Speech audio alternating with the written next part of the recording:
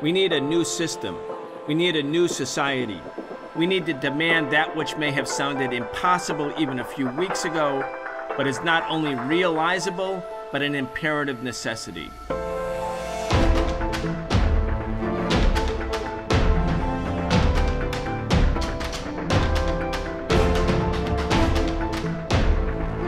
What most people don't know, what they don't fully realize, are the extraordinary methods used to influence and shape a pro-Israeli narrative in the corporate-owned mainstream media in the United States. A media that sells war, sells a pro-Israeli narrative, bans the use of words like genocide, and allows U.S. policymakers to normalize imperialism and Israel's killing spree in Gaza and Lebanon. Welcome to the Socialist Program. I'm your host, Brian Becker. Today we're talking with Alan MacLeod. Alan is a journalist with a PhD in sociology, a senior staff writer for MintPress News. He's the author of several books, including Misreporting and Propaganda in the Information Age, Still Manufacturing Consent. Alan, welcome to the show. Great to be with you, Brian. Well, manufacturing consent still, of course, that's a takeoff on Noam Chomsky's book. Chomsky wrote the famous book about how the government, how the ruling class, how the media shapes the narrative, how it, quote, manufactures consent. Karl Marx had another formulation back in the 19th century. He said the ideas of any society are the ideas of its ruling class. Maybe the methods and the platforms changed, but the goal was still the same, and the outcome was pretty much still the same. Today we're talking about many things, but I want to start with you about how the U.S. media is so pro-Israel. And of course, there are different ways that this manufacturing consent takes place. One, the U.S. is a strategic partner of Israel. It views Israel as an extension of American military power. But there's another side which is kind of hidden. And you wrote a major article in MintPress about the infiltration, really, of Israeli intelligence agents into the U.S. media. Let's just talk about what you found. Sure. I mean, it is really flabbergasting, but there is a surprising amount of former Israeli spies in high or even top jobs in the U.S. media, where they not only influence what is being produced, but actually produce the content about Israel-Palestine itself for an American audience. One of the best examples of this is Barak Ravid, who's an Axios reporter. He is storied in Washington, actually. He recently won the White House Press Correspondence Prize for Journalism and was even embraced by President Joe Biden on the stage like a brother. There's one problem with this. Barak Ravid was an Israeli spy for many years. And in fact, according to his own Twitter, it was only in 2023 that he stopped being a reservist for the controversial spying group Unit 8200. Now, Ravid's reporting basically boils down to printing what he is told by either American government officials or Israeli government officials. And in my opinion, that's not really journalism. But what is particularly incredible about this is the institution that he used to be a part of, Unit 8200. That is Israel, the IDF's largest and most controversial group within the Israeli military, and it is responsible for cyber warfare, digital marketing, spying, all the sorts of underhanded things that you hear the Israeli government doing. They were, for example, widely linked with the Lebanon pager attack, which happened not so long ago, and also created an enormous AI-generated kill list of Gazans that Unit 8200 uses to target civilians in the densely populated strip. And so these are the sorts of people who are actually writing America's news right now. They have gone from being foxes, or they've gone from being poachers to being gamekeepers. They're supposed to be calling balls and strikes for the American public, and that is absolutely ridiculous. But it doesn't end with Barak Ravid. There's plenty more. CNN, for example, is particularly notorious for this. Sacher Paled, for example, she spent 3 years as an officer in Unit 8200. So not even one of the grunts, but actually one of the commanders. And she led a team of analysts in surveillance, intelligence, and cyber warfare. And she also served as a technology analyst for Shin Bet, which is another Israeli intelligence service.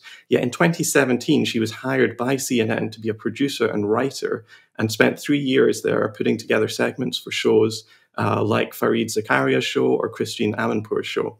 And another person who worked at CNN, Tal Heinrich, was also a former Unit 8200 agent. Between 2014 and 2017, she was actually the desk producer for CNN, producing a lot of pro-Israel stuff in the Jerusalem Bureau, particularly at the time, and this is very important, that Operation Cast Lead was going on, Operation Protective Edge, which was Israel's previous bombing of Gaza. So she was actually deciding what Americans saw and didn't see from the previous Israeli bombardment of Gaza. And that is absolutely astonishing that this continues to this day. And you can go through the list of some of the biggest outlets in America. So many of them have former Israeli intelligence agents working for them. Perhaps the most notable was the New York Times, who hired Anat Schwartz last year. She produced the now completely discredited Screams Without Words expose, which is all about the supposed mass campaign of sexual violence against Israelis on October 7th. That was so free of any sort of truth or factual basis that it actually sparked a rebellion within the New York Times itself, and the Times eventually pulled a lot of Anat Schwartz, her coverage. But this really goes to show that out of the hundreds and hundreds of people that are applying for these jobs in top journalism outlets in the United States, why is CNN, why is the New York Times actually picking former Israeli intelligence agents to hire those positions? It doesn't make any sense. And does it go beyond the individuals that you just described? Are there more, or is that it? No, sure. I mean, we can talk about so many people that have very close connections to the Israeli government. I mean, for example, Jake Novak left his job at CNBC to actually go and work for the Israeli consulate as a media producer. So that really just shows the sorts of connections that we've got between big media outlets and the Israeli government. And this also spreads all the way to social media as well. I have been doing a series of articles about Unit 8200 and where their offices end up. I found at least 99 former Unit 8200 employees now working for Google, for example. So this is a huge network of former Israeli spies who are now dictating what Americans see and don't see in their news feeds. It's interesting. It's really interesting that the U.S. government, meaning taxpayers, give the Israeli government, I don't know, $3 to $5 billion each year. This year, I think it's closer to $20 billion since the war started, since the genocide started. And, there's generally speaking very favorable support for the Israeli government within the U.S. establishment. I mean, Netanyahu being invited to speak to both houses of Congress 4 separate times and getting standing ovations. The last time was July 24th. But back in 2015, when Obama's signature foreign policy objective was to have the Iran nuclear arms deal, Netanyahu came before both houses of Congress and essentially trashed the prospects of a deal with Iran, the most important foreign policy objective of the sitting head of state, Barack Obama. He did that before both houses of Congress. And those Congress people dutifully got up and gave him like 50 standing ovations. I mean, it's really something. So you don't need Unit 8200 intelligence operatives to turn the American political machine into this kind of rubber stamp for Israel. And yet, the Israeli government or former Israeli government employees who are intelligence operatives in Unit 8200 are also occupying these key positions in the U.S. mainstream media and in social media. I want to get your thought. Do you think it's an Israeli operation? In other words, are Americans paying Israel $3 to $5 billion a year so that Israel can then plant intelligence operatives in the U.S. mainstream media such that the coverage is even more favorable? I don't think we have to go that far, to be honest. Listen, Israel serves as a very important function for the US empire. It serves as basically a 51st state, an outpost of the US in the Middle East, what certain commentators have called an unsinkable aircraft carrier there.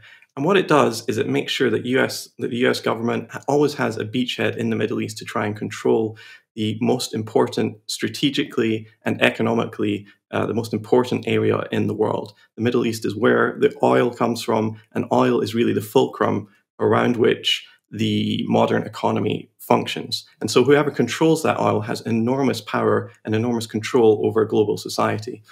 Now, it's true that there are plenty of Israeli operatives working in American companies and big social media companies.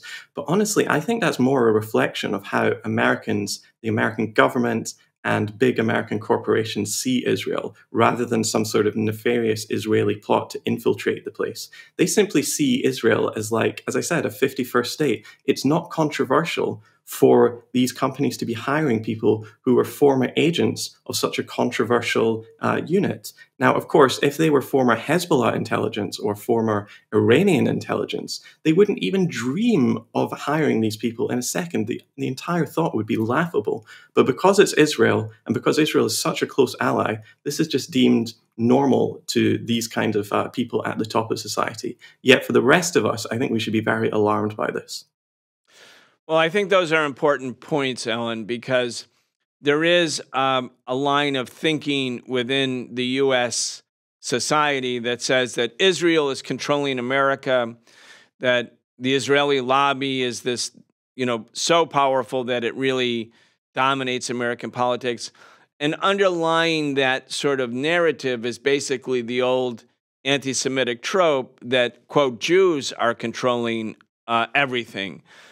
Which is part of the sort of fascist, anti-Jewish, anti-Semitic sort of messaging. And that's been true for years. And even before the rise of fascism, the ruling classes of Europe engaged constantly in anti-Semitic tropes such, as those. But the point that you're making, I think, is so important, is that Israel is such an important part of the American imperial project, or American imperialism, or U.S. capitalism in its imperial phase, which is the current phase, that it doesn't need to be a nefarious plot from Israel. This is kind of a natural thing for the ruling classes. And I want to say that because I want to introduce for our audience another important, very important series that you did, which is called 9 Ways Media Manufacture Consent for Israeli Genocide. And we actually have some slides. There's 9 slides that you have, you've put up.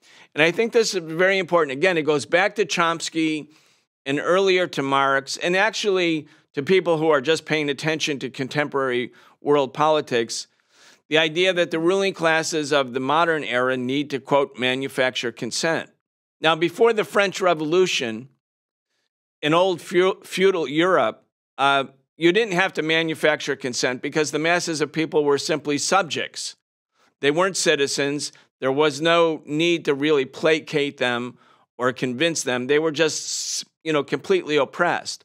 But in the modern era, with the rise of so-called democracy or bourgeois democracy, consent actually matters because people matter. What people think matters. I want to go to this first slide. It says this is point number 1 of the 9 points, using the passive voice when describing Israeli attacks, deliberately downplaying or whitewashing the aggressor. Anyway, these are the 9 methods that you highlight in your series. Let's just talk about the first one. Well, the first example is from The Guardian, and it is an absolute classic of the genre. The title is Palestinian Journalist Hit in Head by Bullet During Raid on Terror Suspect's Home.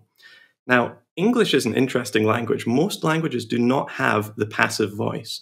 And what the passive voice allows people to do is talk about violence without attributing blame or naming an aggressor. And in this instance, what actually happened was the Israeli military murdered a Palestinian journalist and shot him in the head, right? But the headlines just suggest that this sort of thing happened by some sort of random accident, and it doesn't name an aggressor. So it says Palestinian journalist hit in head by bullet. Oh, somebody better arrest that bullet because the bullet was clearly breaking the law.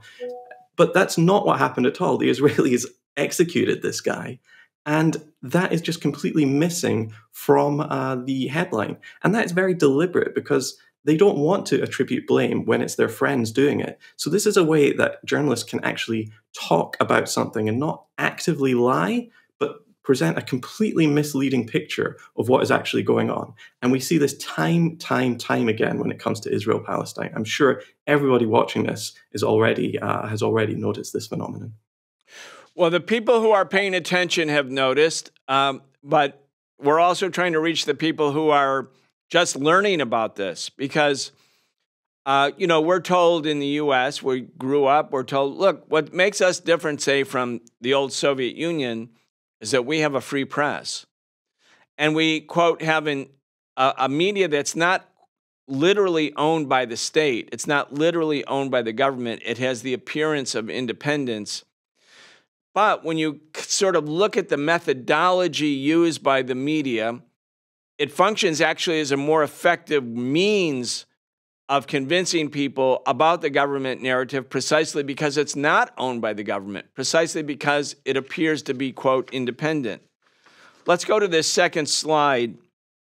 Refusing to use accurate terms such as invasion to describe Israeli aggression, thereby downplaying its significance. I remember, Ellen, vividly, right before the Israelis invaded Rafah in the southern part of Gaza, Joe Biden said, if they invade Rafah, that's a red line. And so they invaded Rafah, and the U.S. kept sending them 2,000-pound bombs. And the U.S. media started using language like Israel enters Rafah. Anyway, let's just talk about slide number 2 here. Yeah, so listen, the New York Times and Washington Post are great examples of this. The New York Times, for example, ran the headline, Israel sends troops into southern Lebanon. Again, that's not factually inaccurate, but they're refusing to use important words like invasion, which really convey the significance and, importantly, the legality of what Israel is doing. And this is a classic trope among media headlines, where they constantly try and whitewash and downplay the significance of Israeli aggression. So the New York Times as well called, for example, the 1948 genocide of Palestinians known as the Nakba. They called that a Palestinian migration in one of their articles, which again is not technically wrong, but it is grossly offensive to anyone who knows the real history of this. And so that's really what's going on. And this is a top-down process. We know, for example, from leaked documents from the New York Times, that their bosses tell journalists to not use words like refugee camp, occupation, genocide, or even Palestine. So how are you supposed to tell the real story of what's going on if you can't even use those words? And that's the point. You're not supposed to be able to tell the public an accurate story of what's going on, because if you did, the public would start revolting, and then all across America, people would be demonstrating against the war and demanding huge change from our leaders. And that is definitely not what the US wants right now. And just by way of example, everyone, think about when Russia invaded Ukraine February 22nd, 2022. I mean, what if the U.S. government had said, U.S. media had said, Russian troops enter Ukraine into the Russian-speaking part of eastern Ukraine? It would be kind of like, oh, well, they're going to support the Russian-speaking part of Ukraine. Well, no, that's not the language that was used. The language was, this is an invasion. Putin is a war criminal, et cetera, et cetera. Ellen, have you ever seen, I've never seen in the U.S. media the use of the word terrorist as applied to the Israeli Defense Forces. Have you seen it? The short answer is no. If you do some very deep database searching on New York Times or whatever, you might find quotes from people in Palestine calling Israel something about terrorism very, very deep into the article. But those people have already been lambasted and demonized to the point where we're not supposed to take them seriously. So maybe Ayatollah Khamenei uses the word terrorist in regards to Israel, and maybe it's thrown in paragraph 16. But we all know what the New York Times pushes its readers to think of Iran and the Iranian government. So that sort of reporting is of very, very little value. And so ultimately, terrorist is a word that is reserved only for our enemies, and usually for Muslim enemies as well. Let's talk about the grandiose, sensationalist stories about crimes committed by Hamas and the other Palestinian resistance forces that came into Israel proper, what the Palestinians would call historic Palestine, and of course it is historic Palestine. The resistance fighters actually entered a part of Israel that was all Arab villages until they were burned down or blown up by the Israeli military and under Order Number 80 by the IDF in 1948. But, the stories about the beheading of babies, the mass raping of Israeli women, even today, a year later, after there have been so many stories saying, well, actually, that didn't happen, or it didn't happen certainly the way it's described. In other words, that it's basically propaganda. It actually doesn't matter that it's been, quote, debunked. Because in the popular mind, and certainly in Israeli propaganda and in U.S. Congress people, it's repeated constantly as if it must be true. It made me think back to right before the first Gulf War, where the news came out that the Iraqi troops that had entered Kuwait in August 1990 had taken these poor little Kuwaiti babies, premature babies, out of incubators and sort of left them to die to take the incubators back to Baghdad. And it turned out that testimony was from the Kuwaiti ambassador's daughter. So clearly propaganda. But it didn't matter because most people believed it. Let's talk about this next slide about printing fake atrocity propaganda.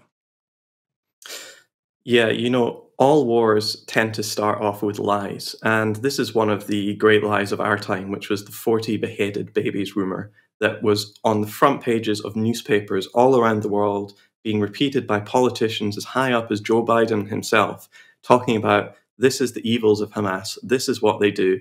And the subtext is this is why we have to support Israel in anything it does. Now, as you said, it didn't matter that that wasn't actually true, and there was no evidence for that. And in fact, on October 7th, I believe only one baby even died, and they were not beheaded, even though that doesn't justify it or anything. But yeah, as I said, this is how empires manufacture consent for violent actions. We can go back to even the founding of America with the genocide of the Native Americans. It always started with fake news about how Native Americans had carried out some sort of atrocity against the white settlers, and that continues to the present day with all the ridiculous stuff about Saddam Hussein and his weapons of mass destruction, or Colonel Gaddafi giving his soldiers Viagra so they could molest all the women in Libya. All of these things are thrown out there, atrocity propaganda, to enrage a populace and to stop them thinking laterally and thinking clearly. So they get into this,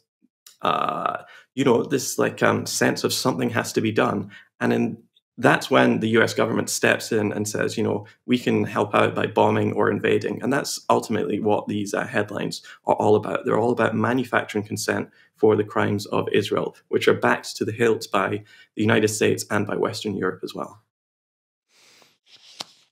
Yeah, I mean, there's a lot of comparisons here between what Israel is doing and how it's functioning and the founding of the United States, in fact.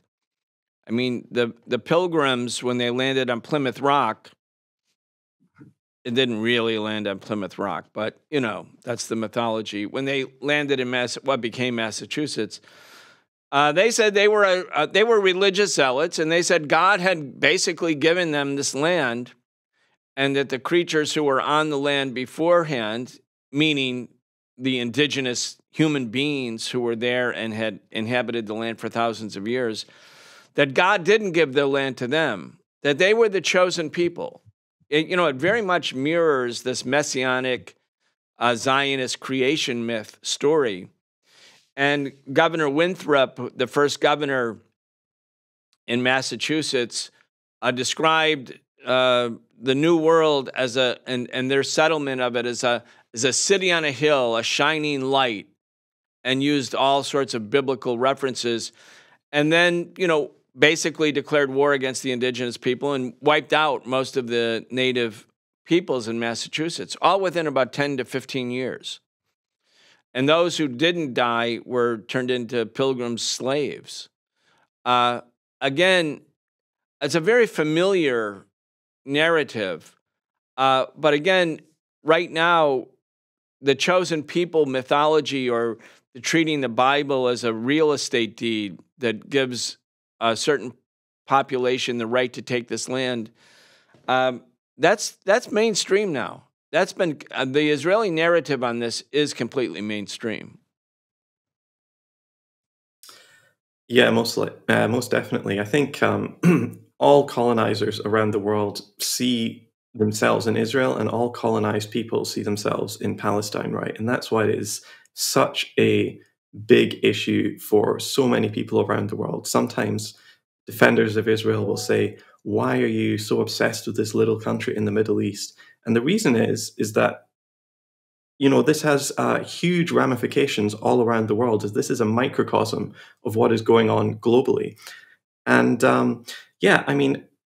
when you say that it's become normalized, it is extraordinary how fast things just become a shrug of the shoulders. Last year we were saying that it was a absolutely racist lie to ever suggest that Israel would intentionally bomb a hospital. But now media are reporting on it like, it's a Hezbollah-linked medical center and everything is fine. So we are just seeing the goalposts getting constantly shifted, like month by month, week by week. And it is extraordinary how much violence and how much savagery big top journalists and big politicians in the US are willing to countenance without even saying a word against it. Yeah. Well, let's go to the next slide. Undermining the credibility of health and humanitarian agencies by linking them to Hamas. I mean, you can't see a headline about the death toll in Gaza without saying it was the Hamas-related or Hamas-dominated health ministry or something like that.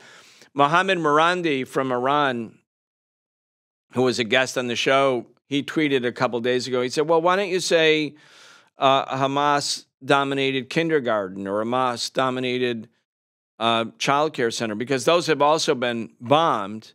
Anyway, let's just talk about this, because this is clearly part of this media manufacturing consent. I mean, this has been everywhere. Go ahead. Sure. So headlines like the one we're seeing right now, like Gaza strikes, Hamas-run health ministry says 700 killed in 24 hours, come out all the time. And the reason is that the Gaza health ministry was, up until recently, before it was destroyed and bombed to smithereens, was the most accurate source of information about casualties in Gaza, going back decades before even Hamas was in power. And that's a problem, because this health ministry is putting out data which is generally accurate, and both the United States and Israeli governments have come to accept that and actually use it in their own reports. However, the problem is that they are publishing bothersome and troublesome information which undermines the US-Israeli project. And so you have to find a way of shooting the messenger. And the way they do that is linking it with a political group that has been so demonized in the West that Hamas, in most Western people's minds, is just synonymous with terrorism. And so that is the whole point of these. It's to link this figure with a terrorist group, and for people in their head to say, well, how credible is this really? The number is probably much smaller.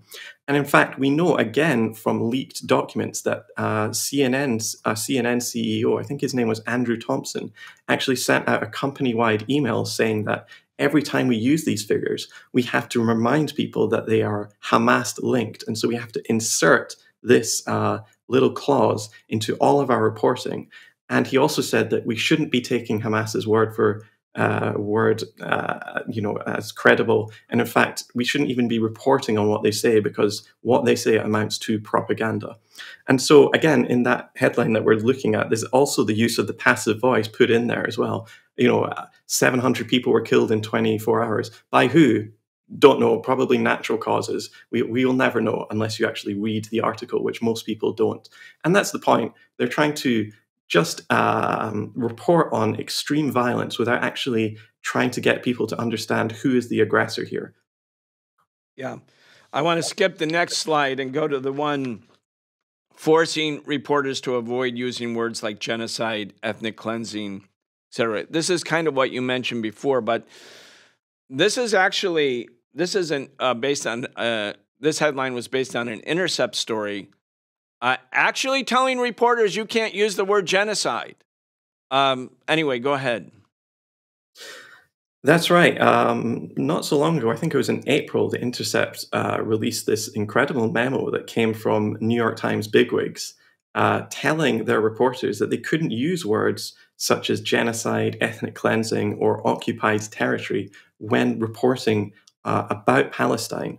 And of course, the point of that is to try and change the tone and change the framing of how Americans understand this conflict. They don't want to see it as like colonizer versus colonized. They want to see it as some sort of 50-50 struggle. If you actually read the Intercept's report, it actually goes into even more detail, talking about how words like refugee camp and even Palestine itself were to be avoided. And that's why we have very weird headlines sometimes that say things like, 65 residents of Gaza killed in X amount of time. And they always seem to be refusing to use the word Palestine or Palestinians. And that, again, is a deliberate ploy. It's an attempt to erase a Palestinian identity. And it comes from the top down. Now, if you are a reporter in one of these big corporate media outlets and you get an email like this, you understand what this means. It's not just about not using those words. It's also completely moderating your tone. And actually, I have to take my hat off to the skill of a lot of New York Times and CNN and Fox News journalists who are able to use the English language and torture it in such a way that they can report on such brutal, horrible crimes, but not use certain words and avoid them altogether. It really is quite a skill to try to avoid using words like destruction or genocide or killing when you're reporting on this horrible tragedy which is going on and is being funded by Washington itself. Yeah. By skill, you mean, of course, you're being somewhat sarcastic. Yes, I mean, it's a dark art, is what I'm saying. It's the dark art of reporting for those who might terrible war crime. Yeah, it's a skillful method of propaganda, actually. I want to go to our last slide. There's a few more, but I want to go to this last one because this one really, in a way, takes the cake. But again, we're seeing it over and over again. By openly calling for an escalation of war. Anyway, this is the New York Times. We absolutely need to escalate in Iran. What does that mean, Alan? We absolutely. And who's we? Exactly. I mean, there's another New York Times article from the same person that says we should want Israel to win. And I've got the same question about that as well. Who is we in this? Is it the American public? Is it the people that Brett Stevens is speaking to, which is for the most part elite people in Washington, D.C. and New York? It's not clear. And again, what does escalation with Iran mean? Because for years and years, the United States has been, playing this will we, won't we game with the idea of actually dropping a nuclear weapon on Iran. They have constantly thrown that little tidbit out into the press over the years.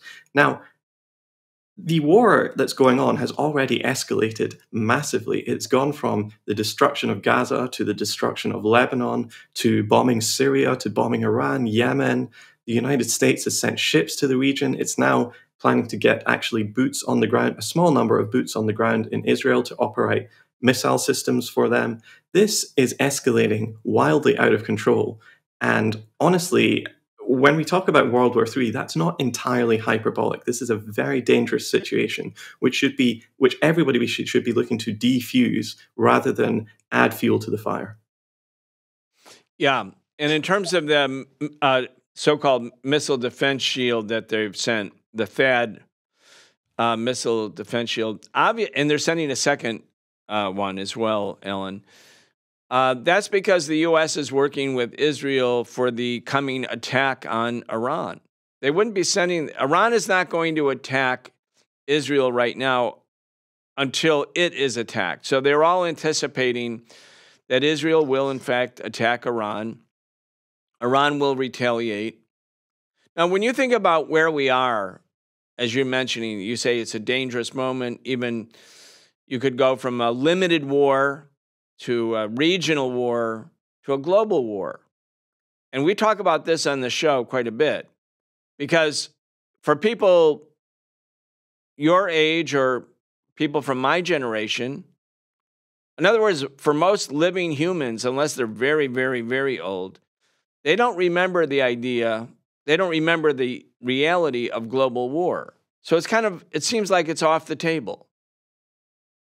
People in 1914, right before the commencement of World War I, they didn't anticipate that World War I was going to be World War I. They thought, okay, there's going to be another European war. There hadn't been one for a while since the 1870 French, Prussian, German war, not a major war. So it'll be like the other wars, except it wasn't. It was an industrial scale military capability. And within 4 years, 18 million people died. Now, the reason I think it's so important, and I want to sort of turn in our conversation to this subject, is that Foreign Affairs Magazine, which is the magazine of the Council on Foreign Relations, which at one time was the most important U.S. think tank. It was like if you wanted to be Secretary of State in the United States, you had to get the blessing of the Council on Foreign Relations. It was like a ruling class filter for government officials. It's not as important as it once was. There's been more diversification, but it's still an important think tank. The headline of today's magazine, today, as we're speaking, is, quote, "The Return of Total War." Subhead, understanding and preparing for a new era of comprehensive conflict. Talk about passive language. Yeah, World War I, that was comprehensive. 20 million people died. World War II, also comprehensive. Like 80 million died. So comprehensive, well, you might find a more active word than comprehensive to describe that kind of carnage. But here again, I think inside the U.S. ruling class, they're preparing for the next war, and it's not going to be a limited war. It's going to be not even a regional war. It's global war. That's exactly what that article said. The thing that really popped out at me from that one was a sentence that said, "The era of limited war has ended. An age of comprehensive conflict has begun." And it's important to note that the person who wrote that was Mara Karlin, who was, until very recently, the US Assistant Secretary for Defense Strategy, Plans and Capabilities. So this is not some nobody talking. This is somebody who is a war planner in Washington and has intimate knowledge of how people in the military and in the White House are thinking about this.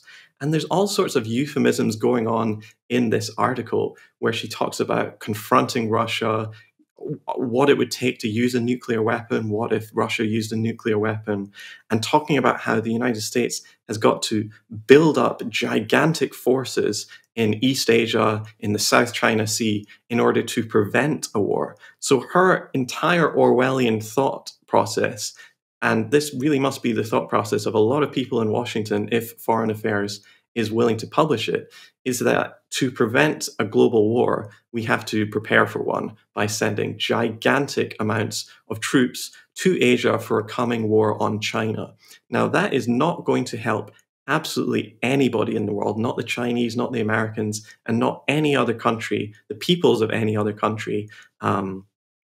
That's not going to help them in any way. And I know you were an anti-war activist and are an anti-war activist, have been for many decades. This right now is potentially the most dangerous situation we've been in for decades in terms of the actual survivability of the human species. Because if a nuclear war begins, all bets are off the table. Frankly, the chances of organized human life continuing are not that high, Brian, and we have to be absolutely clear about the stakes of what is going on. This is utter madness, and it has to be stopped. Yeah, people who are talking like this, normalizing it, not talking about why we should avoid it and do everything possible, use every available means to prevent war, but instead we have to just get ready for it. Like there's this inevitability to it. That's criminal from my point of view, because it's the media manufacturing consent about the inevitability of war. And thus the only issue for the public is, can we be ready? Can we build enough weapons? Can we have a big enough military? Can we spend more and more money even while, people are desperate in the United States? I mean, huge parts of the population are desperate. People in North Carolina can't get flood or wind insurance, and their homes were just destroyed. But that's not important. What's important is getting ready for a comprehensive war. I mean, that's criminal in my mind. And when we think about the genesis of this, Russia doesn't want a global war. China's main priority is for China to develop economically. I mean, if one of the big accomplishments of the Xi Jinping administration is to lift 840 million people out of extreme poverty, that means making sure that they're not living on less than $2.30 a day. That's, 830 million. That is clearly China's main goal is to develop economically. They're not ready. They're not waiting for it. They're not wanting World War III. So who does want it? Why are we normalizing this? I mean, I'm obviously asking rhetorical questions, but I want to kind of dig into what actually is driving it, because it's completely gratuitous. It's not necessary. It's not inevitable. Global war is a policy choice. Anyway, I want to get your thoughts on what's driving it. Yeah, I mean, firstly, I'll say that every bomb produced and every bullet made is a schoolbook taken away from a child or food taken away from a hungry person in the US. It is incredible how across the West, our systems are failing, our social safety nets are being destroyed, and yet we are spending more and more on the military all the time. And this really comes from the very crucial point that people have to understand, is that the United States is not just a country, it also sees itself as an empire. At least people in Washington do. And it is a global empire that controls so much of the world. And with the coming rise of China and its somewhat full-scale partnership with Russia, this produces something of a counterweight in the world. A sort of multipolarity is starting to occur and starting to form in this early 21st century.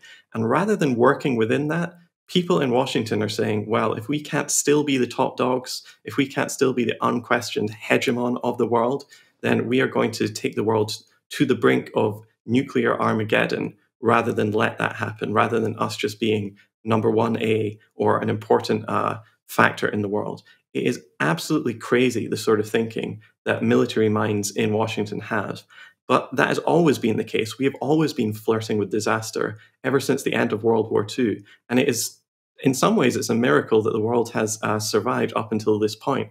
And we can't keep skirting disasters and can't keep flirting with world wars like this, because at some point somebody's going to make a mistake and all hell is going to break loose. Yeah. So, in 1945, the U.S. confronted a changed world situation in several ways. The old colonial powers were basically decimated by the magnitude of the violence in the war. So Europe was laid in ruins, basically, continental Europe. Japan was completely in ruins. And then all of the colonized or semi-colonized peoples who were living under the domination of this or that European power or Japan, they rose up. They engaged in movements for national liberation, for independence, for self-determination, for nationhood. And there was also a socialist camp. The Chinese Revolution, which desired to unify the country, was led by communists, and they were partners with the Soviet Union. So you could see the Asian Revolution, which wasn't just in Asia; it was also in the Middle East. It was emerging in Africa, but the revolution of the colonized people became like a real dominant element of post-World War II politics. And the U.S. at first thought, oh, we have to crush this. That's why the war in Vietnam happened. That's why the war in Korea happened. And, after a bit of time, the Soviet Union grew strong enough and acquired enough nuclear weapons that there was an element of strategic parity between the two sides. And that became what was known as the Cold War architecture that then included arms deals. In other words, a kind of a static, it morphed from hot wars to a static so-called Cold War. Now, what's important about that is that equilibrium was shattered when the Soviet Union collapsed. And the U.S. then decided, okay, we're now strong enough that we can rule the roost. We don't have to share power. We're not going to have a bipolar world. We're going to have a unipolar world. Now we're in a situation where that turned out to be a fiction, after all of these limited wars. But the period that we've entered into, and I think the marker for this, Alan, I want to get your opinion. The real marker is when the negotiations either failed or were sabotaged between the U.S. and Russia over Ukraine, and Russia invaded Ukraine and said, okay, we're done appeasing the U.S. We feel fundamentally threatened by the U.S. We're going to fire the first shot. We're going to even be the aggressors here because we're not going to let Ukraine go into NATO. We're not going to be surrounded. And now we have a situation where the Cold War constellation of forces, where you had the Soviet Union and China and Korea and Vietnam, and then a number of other smaller socialist governments and some of the national liberation movements, were on one side, and on the other side was the United States, the former colonial powers, and Japan. So those were the two camps.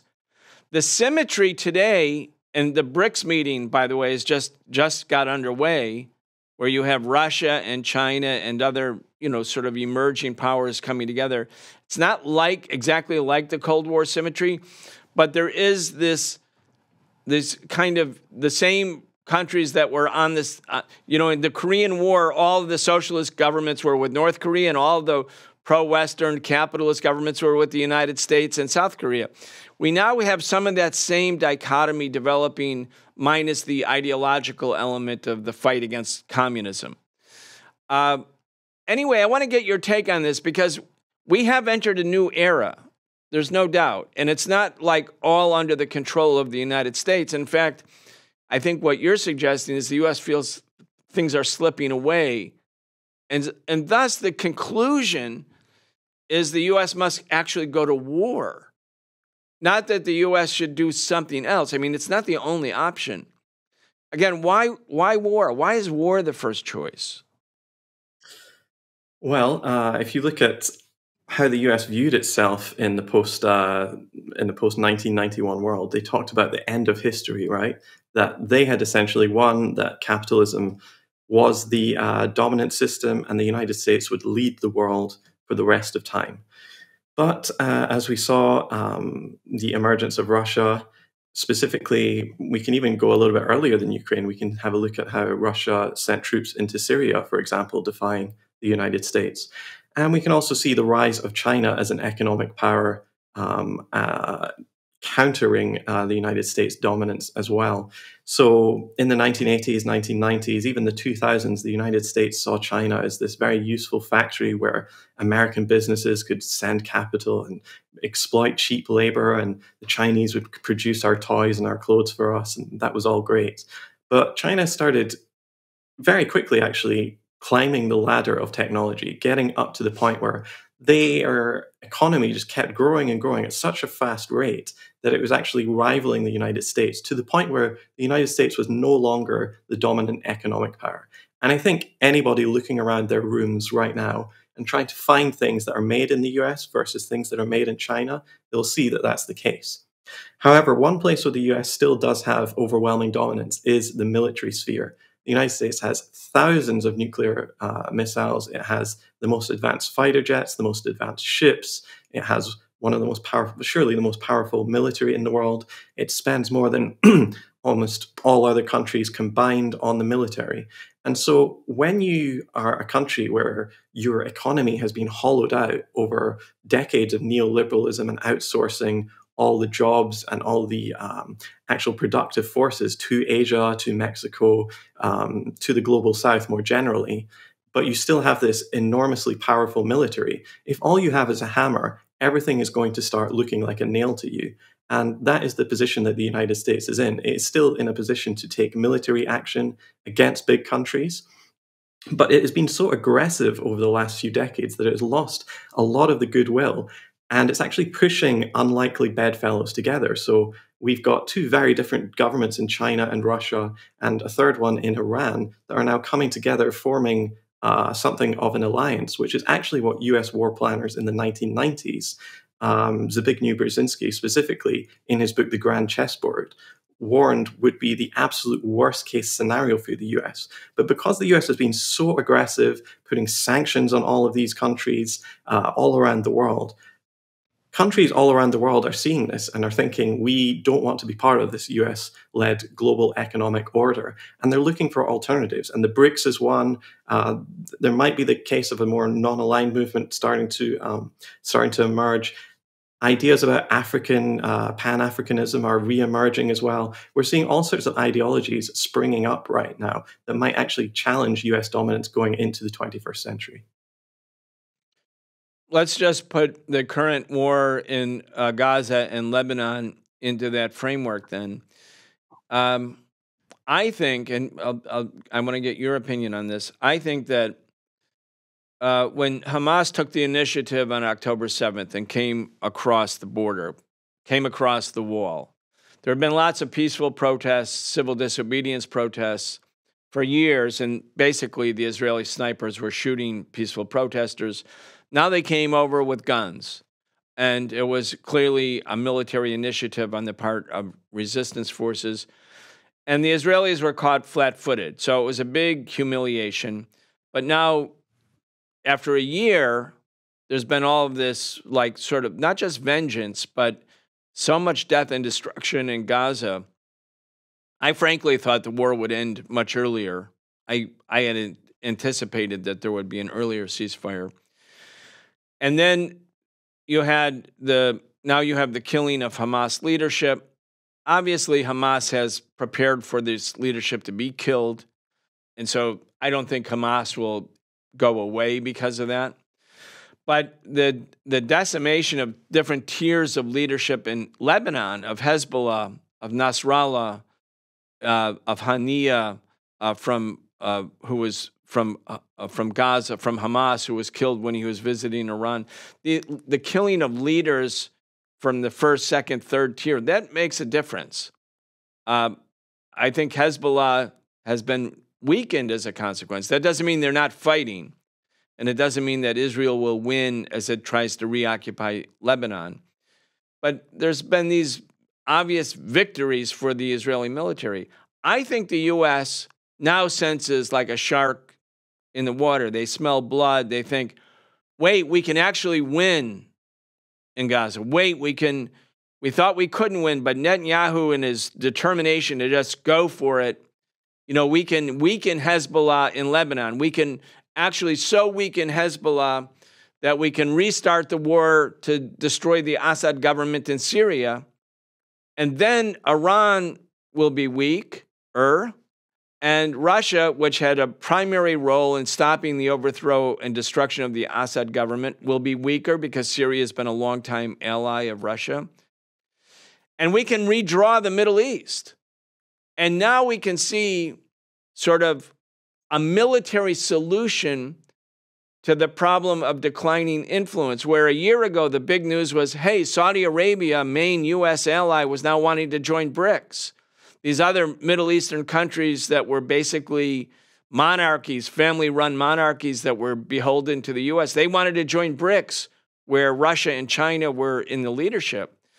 Now the U.S. can sense that there's a military solution at hand that they can, quote, win, and they want to win.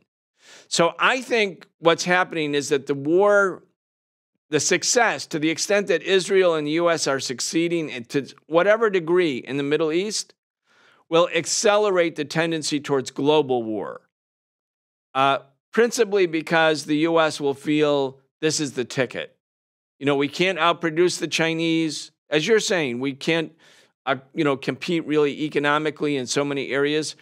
But if we start to change the relationship of forces globally, first in the Middle East, we can weaken China. Maybe China will go the way of the Soviet Union. It will fracture. The Communist Party will lose power, which is their goal in Hezbollah. In other words, this is, I think, changed the psychology and the emotional orientation of the U.S. ruling class. That's the point that I'm getting at. And I think that that's a fundamental danger. That's something new right now. Well, if you're telling me that people in Washington are going to be even more warlike and even more bloodthirsty than before, then that is a massive, massive problem for the world, because the United States has launched hundreds of military operations, even since 1991. There was a congressional report that came out that showed that the US had carried out more than 250 foreign military operations in the last few decades alone. And so any sort of sense that this will embolden the most bloodthirsty types in the US, the John Boltons, the Wolfowitzes, the neocons like that, if they are now thinking along the lines of this is our ticket, we can actually push through changes that we want to see through war, then we could be in another global war on terror era where we don't know what country the United States is going to bomb, is going to attack next, but it'll sure be a big one. But every time this happens, there is always the risk that this could escalate into a regional conflict or wider conflict or even a global conflict. And even though the US does have overwhelming military dominance right now, it's very hard to put that into practice. I mean, we're seeing what a bunch of not very well armed, certainly not very rich Yemenis can do to global trade, and can, they can ward off U.S. warships that enter the Red Sea and effectively block that block that lane for international shipping. That doesn't bode well for the chances of the U.S. to actually force through their plans. But that doesn't mean that millions of people might not die as a consequence. Yeah. And again, the thing that concerns me, Alan, is that people don't know enough about history. And as a consequence, there's kind of a superficial sort of sense of contentment. I mean, not for the Palestinians and not for the Lebanese and not for all of the Americans and maybe where you are in Scotland, where the people of conscience are in the streets and demanding justice and demanding an end to the war. But generally in the population, there's a sense that it can't get that bad again. We can't have World War III again. But when you think about how miscalculations play such a decisive role, I mean, as a Marxist, I look at systems like the U.S. is part of a capitalist system. It's an imperialist system, and war is a consequence of that system. But you can't simply use your analysis of systems to understand the world, because the world is a socially complex and politically complex space. And people, policymakers, make bad decisions with very, very bad outcomes.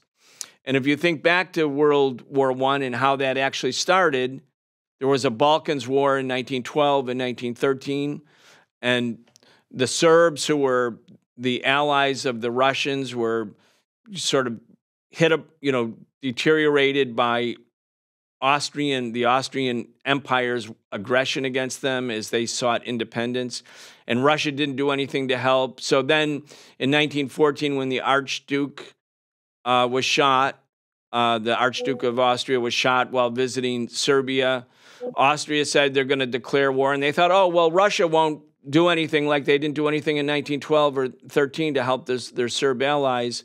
But Russia felt, oh, because we didn't help them in 1912, we have to help them now. And so Austria declared war against Serbia, and then Russia declared war against Austria, and then Prussia declared, because Austria was its ally, war against Russia. And there we had it. And the whole world mobilized, and everybody became hysterical in the beginning. The soldiers were marching off to war. And 20 million people died. And then later people were like, what was that all about? Why? Nobody could understand it. Bob Dylan wrote songs about it. Like, what was that about? But it was about miscalculations within the context of an existing imperial dynastic system. And I think, Alan, as we get to the finish line here, and I want to kind of give you the final word, I feel we're sort of in the same arena. Not exactly, no analogy is perfect, but I don't think it's far off. Yeah, I mean, there's been a lot of talk about red lines, Putin's red lines in Ukraine, and everybody said, sending weapons to Ukraine might be a red line, or sending these kind of weapons might be a red line, or striking inside Russian territory with Western-made weapons might be a red line, or sending auxiliary troops to Ukraine might be a red line. And so many of these red lines have just been talked about and then gleefully stepped over by NATO. And we're seeing a similar thing happening in the Middle East, talking about what are the red lines for Iran, what might incur a response from the government in Tehran. Ultimately, though, most people are not aware of this because they are misinformed or malinformed by our media, who don't present these issues with the gravity they deserve. They are relegated to the back pages, and they are not framed in a way which makes it relevant for ordinary people. And that is a deliberate attempt by our media, who don't want ordinary people thinking about this, thinking critically, and having their own opinions about it. And that's why we need an enormous change in media. We need people to be watching independent media, not corporate media. We need 50 times as many people watching breakthrough news as currently do. We need hundreds more publications telling the truth and giving a unique and important perspective on global affairs. But ultimately, that is not happening because our media is owned and controlled by the billionaire oligarchs, who also finance our politicians and make sure that their needs are specially represented and not ours. So people should just recognize that we're in a fight for our lives, our collective lives, that this is serious, that this is real. Alan, I told you before, I hadn't met you before the show, but I've been a great admirer of your work, your journalism, this independent alternative work that you do now at MintPress and the books that you've written. I can't overstate for our listeners or viewers the important contributions that you're making, and I want people to be able to find you and follow you. So how can they do that? Yeah, well, thank you very much for those kind words. You can follow me. You can find all my work at mintpressnews.com. I'm active on social media, particularly Twitter, where you can find me at Alan R. MacLeod, or on Instagram, alan.r.macleod, or I also have a Telegram channel that you can find as well. All right, we're going to leave it right there. Alan, thank you so much for joining us. Good to be with you.